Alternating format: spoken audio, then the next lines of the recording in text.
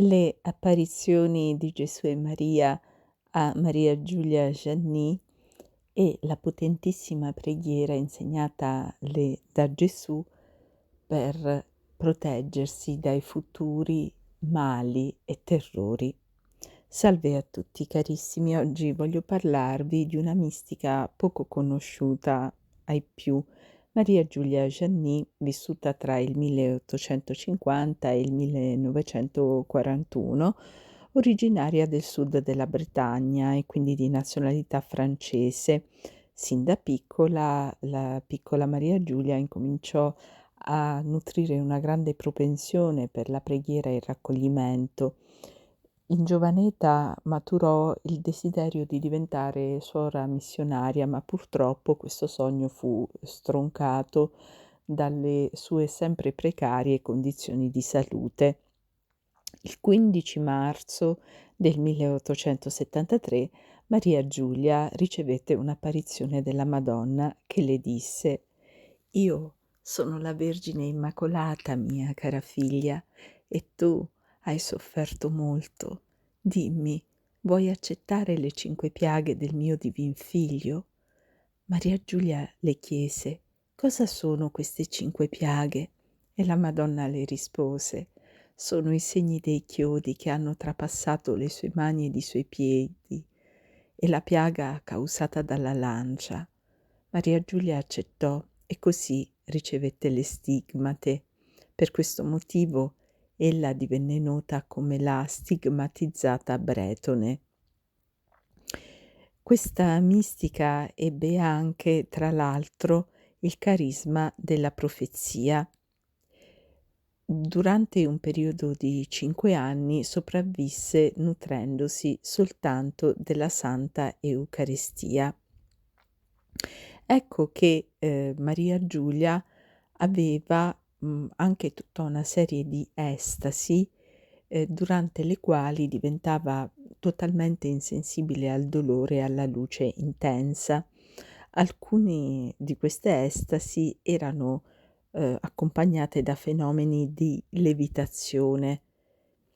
Maria Giulia Giannì morì nel 1941 all'età di 91 anni e, nel corso, di un'estasi la Madonna le mostrò uno scapolare che, secondo le rivelazioni della Vergine, sarebbe stato di grande aiuto per i tempi terribili che stiamo attraversando, nel corso dei quali l'umanità si troverà ad affrontare la santa collera di Dio. La Madonna infatti le disse che un grande numero di bestemmie e di iniquità da parte degli uomini provocano inesorabilmente la giustizia divina, ma contemporaneamente la bontà infinita di nostro Signore e della Madre Santissima si manifestano per soccorrerci in questo periodo di grande tribolazione, e Dio va cercando da noi l'umiltà, le buone disposizioni soprannaturali e senza presunzione. Quindi la Madonna si raccomandò di portare questo prezioso scapolare e promise che quando questo scapolare fosse stato esposto nelle cappelle o nelle case, le avrebbe protette in un modo del tutto speciale. Il giorno 23 agosto del 1878 la Madonna fece dunque vedere sul suo cuore immacolato questo largo scapolare, molto più largo di quelli usuali, e diciamo era uno scapolare che era un po' più largo del palmo di una mano. Era di un bel colore viola, quasi come il colore della violetta. Esso rappresenta, 3 chiodi, che sono quelli che poi hanno crocifisso nostro Signore sulla croce, che si trovano disposti l'uno sull'altro. Sulla punta di ogni chiodo si può osservare una goccia di sangue vermiglio. Poi sopra la capocchia di ciascun chiodo c'è una specie di grossa spugna che ha come delle scorze che si sollevano quasi come delle foglie d'avena. 3 gocce di sangue si uniscono per cadere in un piccolo calice dipinto in rosso e il calice è circondato da una corona di spine e sono incise 3 piccole croci sulla parte anteriore del calice. La parte dello scapolare che si trova sul mantello della Santa Vergine è invece sorretta da 2 nastri di color violaceo che passano su ogni spalla. Ci sono 3 nodi sulla spalla sinistra e sulla destra. L'altra parte dello scapolare rappresenta la Santa Vergine seduta, che ha fra le sue braccia il suo figlio adorabile. La bocca e la testa di Nostro Signore riposano sul cuore della Santa Vergine. In basso dello scapolare, quasi ai piedi di Nostro Signore, c'è un angelo vestito di bianco con i capelli spettinati.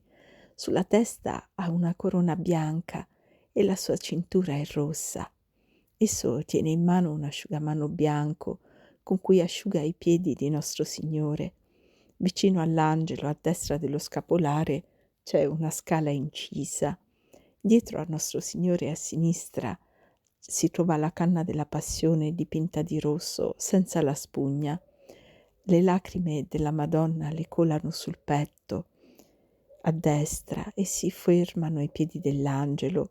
Lo scapolare ha un bordo rosso e le bretelle sono di lana. La Madonna disse: «Adesso ti do la spiegazione di questo scapolare. Mi rivolgo a te, mia vittima, e al mio servitore». Molto probabilmente la Madonna si stava riferendo al direttore spirituale di Maria Giulia. «Figli miei della croce, da tanto tempo io e mio figlio volevamo far conoscere questo scapolare di benedizione. Figli miei, esso è fatto sul mio cuore, perché il mio cuore è l'emblema della semplicità e dell'umiltà, perciò ha questo colore viola.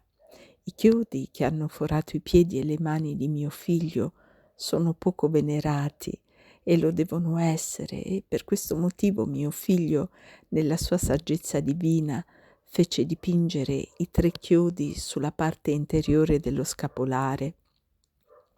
Queste 3 gocce di sangue, il calice, rappresentano i cuori generosi che raccolgono il sangue del mio Figlio divino.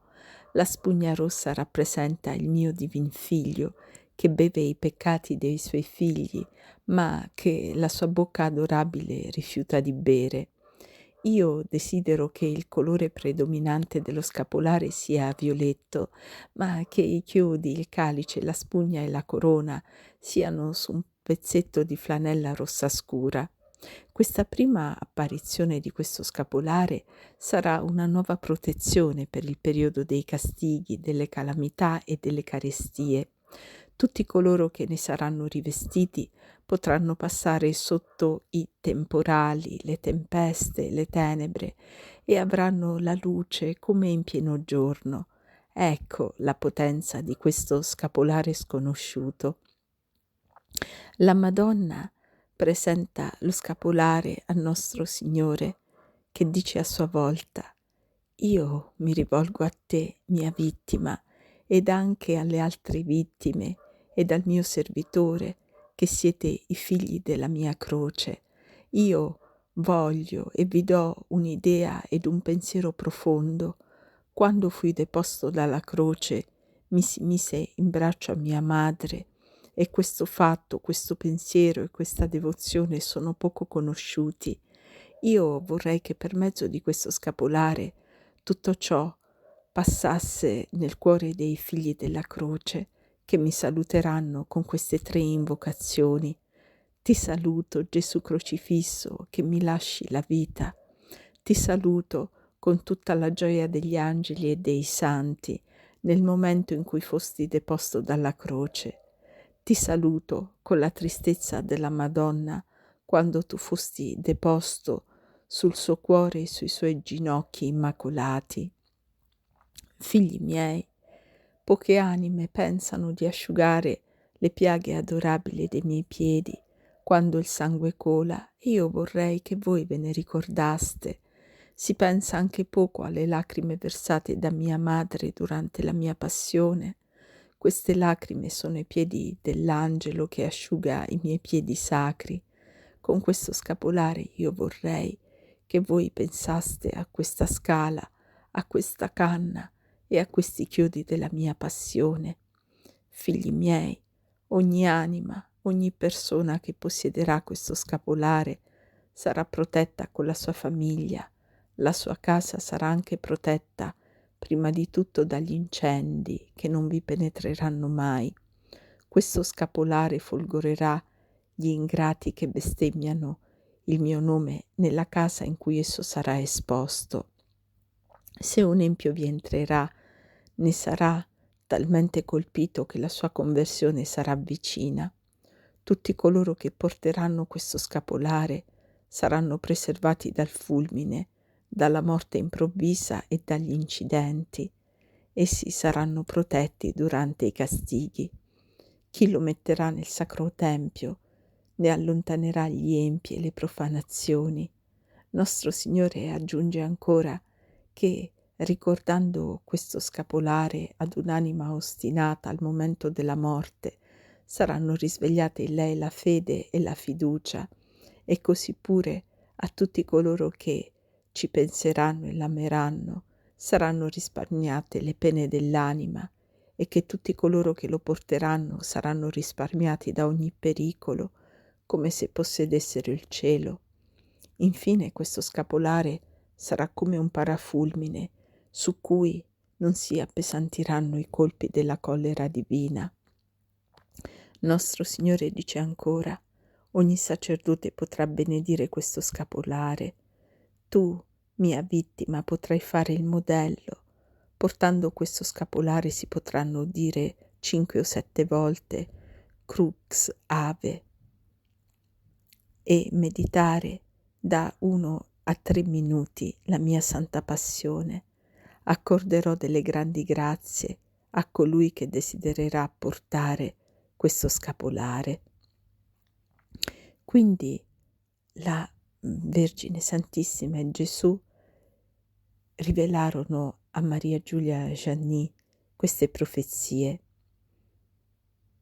Molte nazioni diventeranno atee, molte nazioni molto belle in altri tempi perderanno il loro onore e la loro dignità, saranno invase da popoli stranieri senza cuore e senza pietà, strazieranno i suoi figli, i discepoli che non sono del mio Vangelo saranno molto impegnati a rifare a loro idea e sotto l'influenza del nemico una messa che conterrà parole odiose ai miei occhi.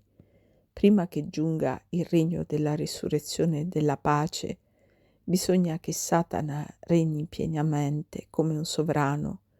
Egli dominerà tutto.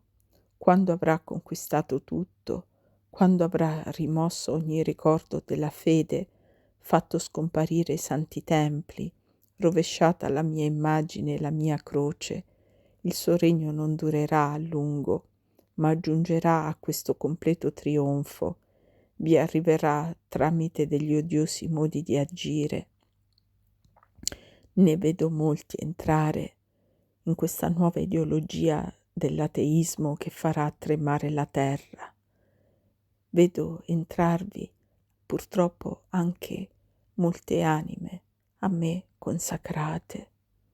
Vedo queste anime camminare a testa alta e vedo che nel cuore non hanno alcun pensiero per me e per le altre anime che piangono nella desolazione.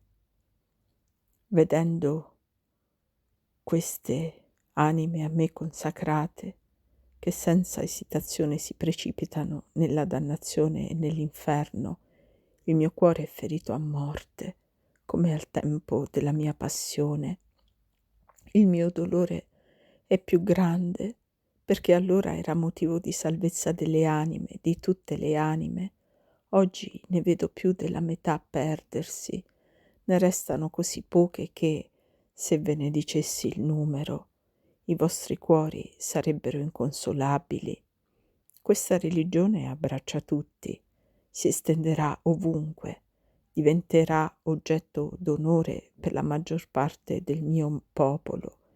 I bambini non avranno l'onore di assaporare le delizie della fede della Chiesa. Tutta la gioventù sarà ingannata. Perderò per la terra molte anime a me consacrate. Le più fedeli moriranno nella fede piuttosto che entrare nell'infame religione dell'ateismo, nella religione del mondo che rinnega Dio. La Chiesa resterà vacante per lunghi mesi. Verranno 3 giorni di continue tenebre. Durante tali tenebre spaventose, solo le candele di cera benedetta faranno lume. Una candela durerà per 3 giorni, però nelle case degli empi non arderanno. Durante questi 3 giorni i demoni appariranno in forma abominevoli e faranno risuonare l'aria di spaventevoli bestemmie. Raggi e scintille penetreranno nelle dimore degli uomini, però non vinceranno la luce delle candele benedette, che non saranno spente né da venti, né da tormente o da terremoti. Una nube rossa come il sangue attraverserà il cielo. Il rombo del tuono farà tremare la terra. Il mare riverserà le sue onde spumose sulla terra. La terra si muterà in un immenso cimitero. I cadaveri degli empi, come dei giusti, copriranno il suolo. La carestia che seguirà sarà grande. Tutta la vegetazione della terra sarà distrutta, come pure verranno distrutti i 3/4 del genere umano. La crisi verrà per tutti repentina. I castighi saranno universali e si succederanno uno dopo l'altro senza interruzione. Gli uomini non hanno ascoltato le parole dette dalla mia Santissima Madre a Fatima. Guai a coloro che non ascoltano ora le mie parole. Gli uomini non hanno compreso il linguaggio della guerra. Le frequenti apparizioni della mia Santa Madre sono l'opera della mia misericordia. Io la invio con la forza dello Spirito Santo per prevenire gli uomini e salvare ciò che è da salvare. Io devo lasciare arrivare il castigo sul mondo intero, affinché siano salvate molte anime che altrimenti sarebbero perse. Per tutte le croci, per tutte le sofferenze, per tutto ciò che sopraggiungerà ancor di più terribile, non dovete maledire, ma ringraziare il Padre mio del cielo. È l'opera del mio amore, lo capirete solo più tardi. Io devo venire nella mia giustizia perché gli uomini non hanno riconosciuto il tempo della mia grazia. La misura del peccato è colma, ma ai miei fedeli non arriverà alcun male. Io verrò sul mondo peccatore con un terribile rombo di tuono in una fredda notte d'inverno. Un caldissimo vento del sud precederà questa tempesta e pesanti chicchi di grandine scaveranno la terra. Da una massa di nuvole rosso fuoco lampi devastatori saetteranno, incendiando e riducendo tutto in cenere. L'aria si riempirà di gas tossici e di esalazioni letali che, a cicloni, sradicheranno le opere dell'audacia, della follia e della volontà di potenza della città della notte. L'angelo distruttore annienterà per sempre la vita di quelli che avranno devastato il mio regno. Quando l'angelo della morte falcerà l'erba cattiva con la spada della mia giustizia, allora l'inferno si scaglierà con collera e tumulto sui giusti. E innanzitutto sulle anime consacrate per cercare di annientarle con uno spaventoso terrore. Io voglio proteggervi, miei fedeli, e darvi i segni che precederanno l'inizio del giudizio. Quando in una fredda notte d'inverno il tuono romperà sino a far tremare le montagne, allora chiudete molto in fretta porte e finestre. I vostri occhi non devono profanare il terribile avvenimento con sguardi curiosi. Riunitevi in preghiera dinanzi al crocifisso, ponetevi sotto la protezione di mia Madre Santissima. Non lasciatevi prendere da alcun dubbio riguardo alla vostra salvezza. Più sarete fiduciosi, più sarà inviolabile la difesa con la quale vi circonderò. Accendete le candele benedette, recitate il rosario, perseverate 3 giorni e 2 notti. La notte seguente il terrore si calmerà. Dopo l'orrore di questa lunga oscurità, con il giorno nascente, il sole apparirà in tutta la sua luce e il suo calore. Sarà una grande devastazione. Io, vostro Dio, avrò purificato tutto. I sopravvissuti dovranno ringraziare la Santa Trinità della loro protezione. Magnifico sarà il mio regno di pace e il mio nome sarà invocato e lodato dallo spuntare del sole al suo tramonto. Pregate, pregate, convertitevi e fate penitenza. Non vi addormentate come i miei discepoli nell'orto degli ulivi, perché io sono molto vicino. La collera del Padre verso il genere umano è molto grande. Se la preghiera del rosario e l'offerta del prezioso sangue non fossero così gradite al Padre, vi sarebbe già sulla terra una miseria senza nome. Ma mia Madre intercede presso il Padre, me e lo Spirito Santo. Per questo Dio si lascia commuovere. Ringraziate dunque mia Madre se il genere umano vive ancora. Onoratela con un aspetto e un rispetto filiale. Io ve ne ho dato l'esempio, perché ella è la Madre di misericordia. Non dimenticate mai di rinnovare continuamente l'offerta del prezioso sangue. Mia Madre mi supplica incessantemente e con lei molte anime penitenti ed espiatrici. Nulla posso rifiutarle e dunque grazie a mia Madre, a causa dei miei eletti, che questi giorni saranno abbreviati. Consolatevi tutti voi che onorate il mio prezioso sangue. Niente vi succederà. Io ispirerò al mio rappresentante di mettere continuamente in onore il sacrificio del mio prezioso sangue e la venerazione di mia Madre. Quando vedrete apparire l'aurora boreale, sappiate che sarà il segno di una prossima guerra.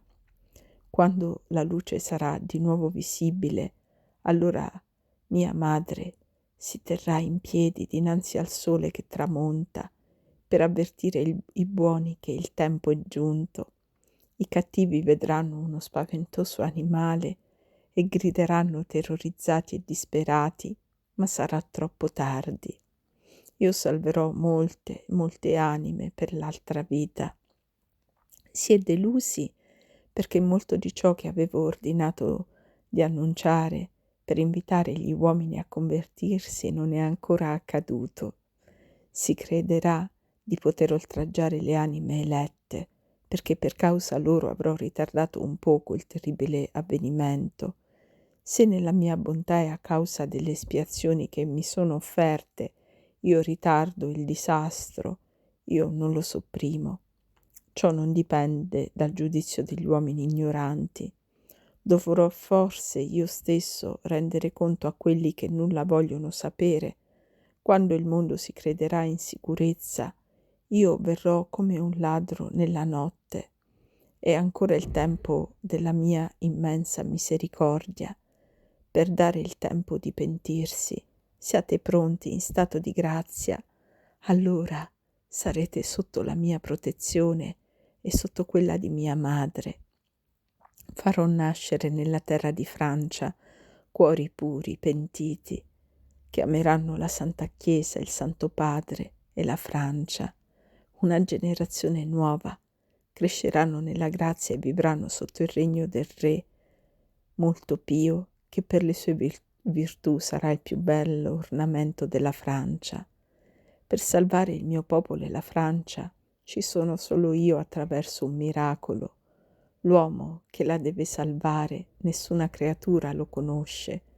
Colui che deve portare lo scettro è nascosto nel segreto di Dio. Dio darà a questo sovrano tutte le grazie e i lumi necessari che gli faranno conoscere i mezzi con i quali dovrà mettere tutto in opera per la rigenerazione dell'umanità, così come Dio la vuole. Questo sarà un re, un nuovo San Luigi, più grande e più santo di San Luigi IX. Sarà mantenuto santo e salvo perché la Madre di Dio lo protegge come un proprio figlio. Ella l'ha salvato per essere l'erede di una corona meritata e che gli è stata tolta.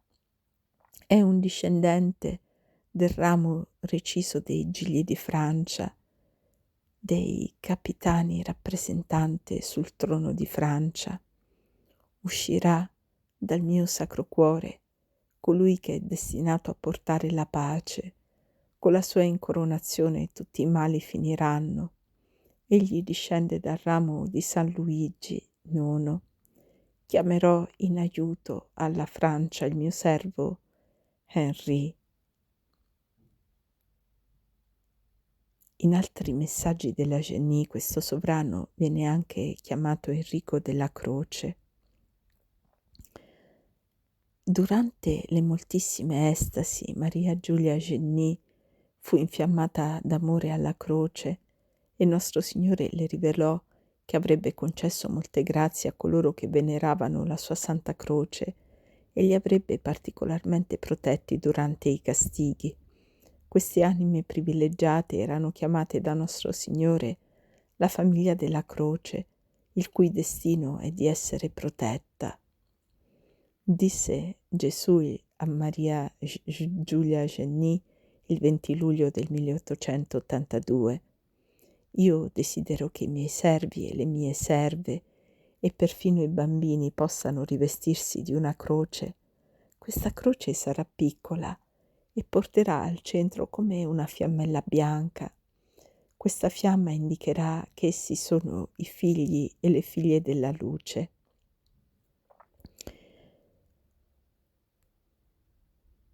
Ecco nostro Signore cosa rivelò a Maria Giulia Genie nel corso dell'estasi del 15 novembre del 1921. Io voglio soccorrere tutti coloro che confidano nella mia misericordiosa bontà. Miei cari piccoli amici, io voglio darvi un'idea di quanto soffro pensando a tante anime che vengono private dell'eterna beatitudine. Miei cari piccoli amici, i giorni scorsi sono stati ben terribili, ma quelli che verranno lo saranno ancor di più, perché il male aumenta con grande intensità e diventerà tale da oltrepassare ogni misura. Miei cari piccoli amici, voi porterete la mia croce adorabile che vi preserverà da tutti i mali. Essa sarà grande o piccola e più tardi io le benedirò. Esse porteranno il nome di croce del perdono, in primo luogo. In secondo luogo esse porteranno il nome di croce della salvezza. In terzo luogo esse porteranno il nome di croce della santa protezione. In quarto luogo esse porteranno il nome di croce, calma, flagelli. In quinto luogo esse porteranno la preghiera: o Dio, Salvatore crocifisso, infiammami d'amore e di fede e di coraggio per la salvezza dei miei fratelli.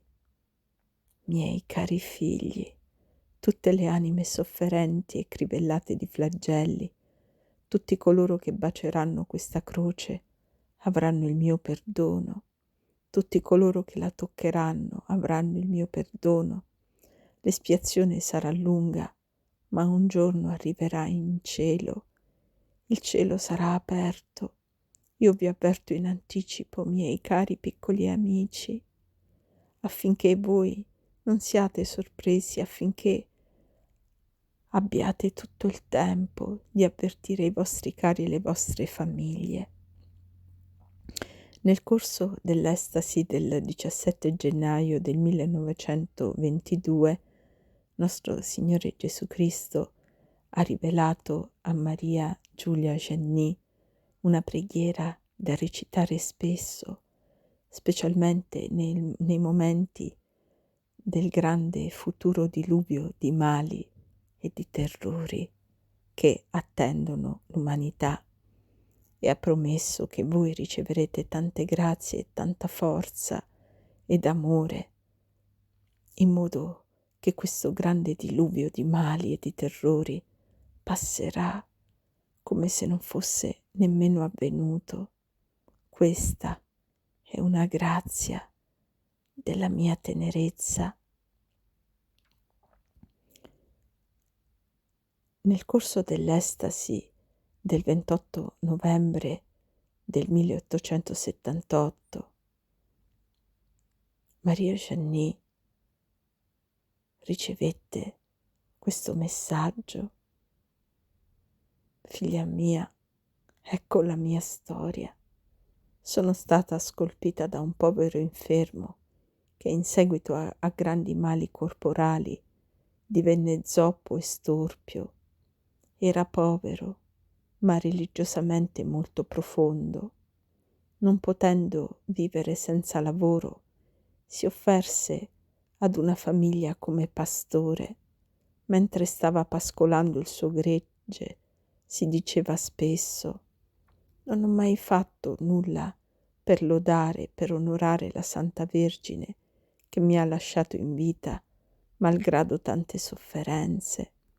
Un giorno egli domandò al suo padrone di dargli il cuore di un albero e costui appagò questo suo desiderio.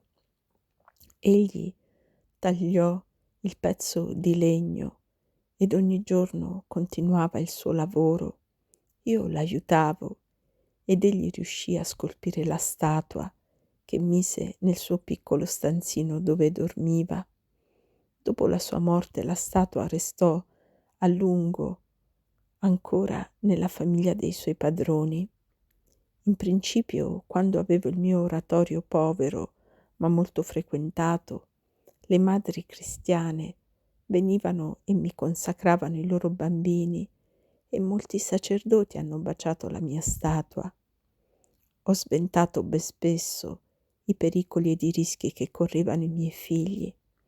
In seguito fui regalata ad un vecchio sacerdote che mi conservò fino alla sua morte, ma poco prima che morissi io gli dissi a 3 riprese: figlio mio, i tuoi eredi non sono cristiani ed essi non mi renderanno l'omaggio che io merito. Prima di morire tu mi porterai in una palude a qualche miglia da qui, dove passa un piccolo fiumicino. Tu volterai la mia testa verso Nazareth e mi farai un piccolo santuario in forma di tomba.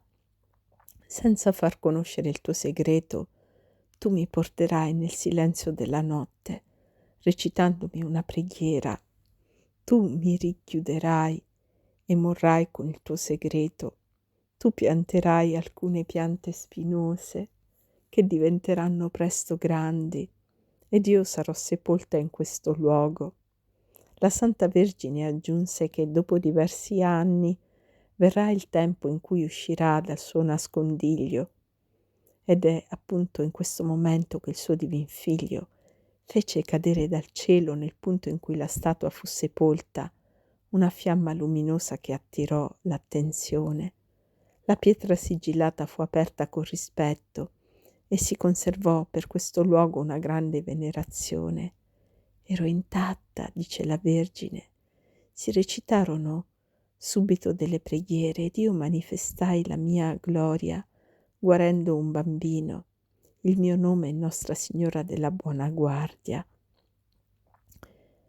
Nel corso dell'estasi del 16 agosto del 1880, Maria Giulia Eugenie ricevette questo messaggio. Con tutta la bontà del mio cuore e con tutta la mia tenerezza, voglio dire ancora ai padri e alle madri di famiglia che sarebbe bene e sarebbe contemporaneamente una grande grazia far portare ai bambini, piccoli e grandi, una medaglia che non esiste, ma che si potrebbe far fare poco larga come si vorrà. Questa medaglia porterà queste parole: O Santa Vergine, tu che hai schiacciato la testa al serpente, conserva la nostra fede e l'innocenza dei nostri bambini. La Santissima Vergine ha questa medaglia sul suo cuore, che io leggo molto bene. Essa la mostra, è rotonda e bianca. La Vergine continua: non è necessario che questa medaglia costi molto. Il suo valore è la medaglia stessa. Essa preserverà l'innocenza in tempi tanto difficili, quando la peste della corruzione dilagherà ovunque. Ogni cristiano potrà portarla come difesa e come un'arma della fede che vincerà la bocca colpevole e perfida del male.